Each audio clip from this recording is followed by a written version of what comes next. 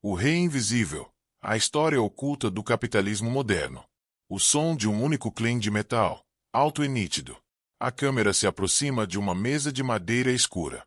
Uma mão, enrugada e com veias salientes, coloca uma única moeda de ouro sobre a mesa. A moeda gira.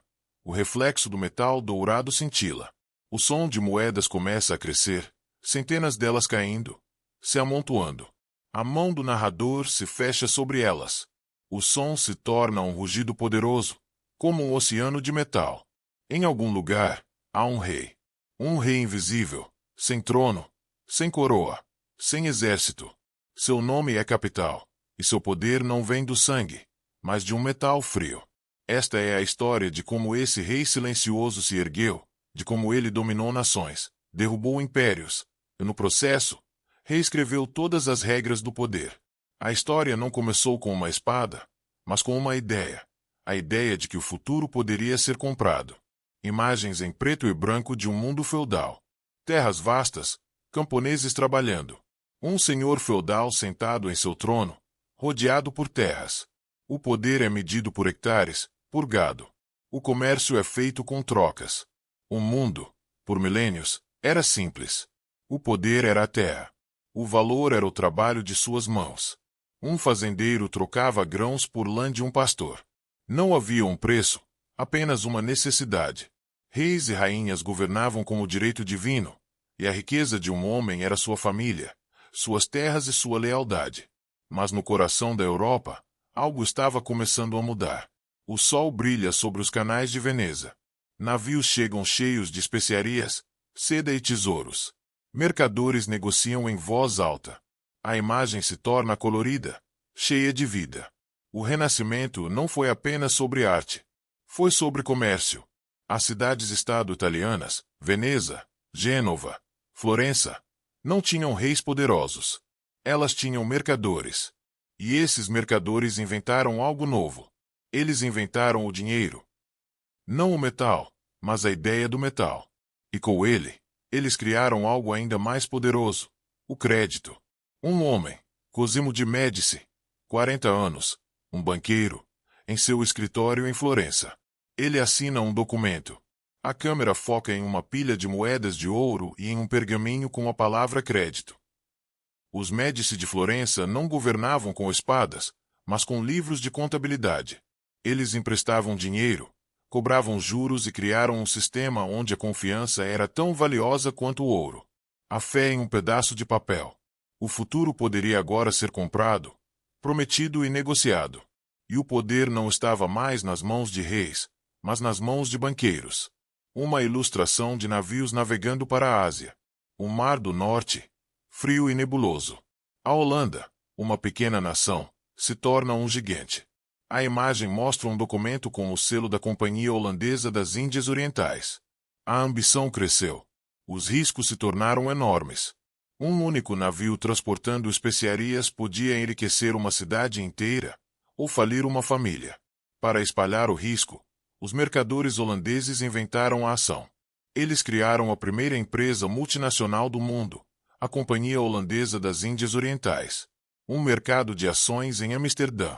Os comerciantes gritam e gesticulam. O caos parece total, mas é um caos ordenado. A câmera se foca em um pedaço de papel sendo negociado de mão em mão. O valor de um navio não era mais sua madeira ou seu tesouro. Era a sua ação. O valor de um império podia ser comprado, vendido e trocado em um mercado. Um mercado que transformou o risco em um jogo. E a ambição em uma corrida. Um homem, Adam Smith, voz off, escreve em seu escritório. A tela mostra ilustrações de pinos de segurança, sendo produzidos em uma linha de montagem. No século XVIII, um homem chamado Adam Smith tentou entender o caos. Ele percebeu que, por trás da ganância, havia uma ordem. Ele a chamou de mão invisível. A ideia de que a busca pelo interesse próprio de cada indivíduo, guiada pela competição, levaria, por acidente, à prosperidade da sociedade. A câmera mostra o interior de uma fábrica britânica.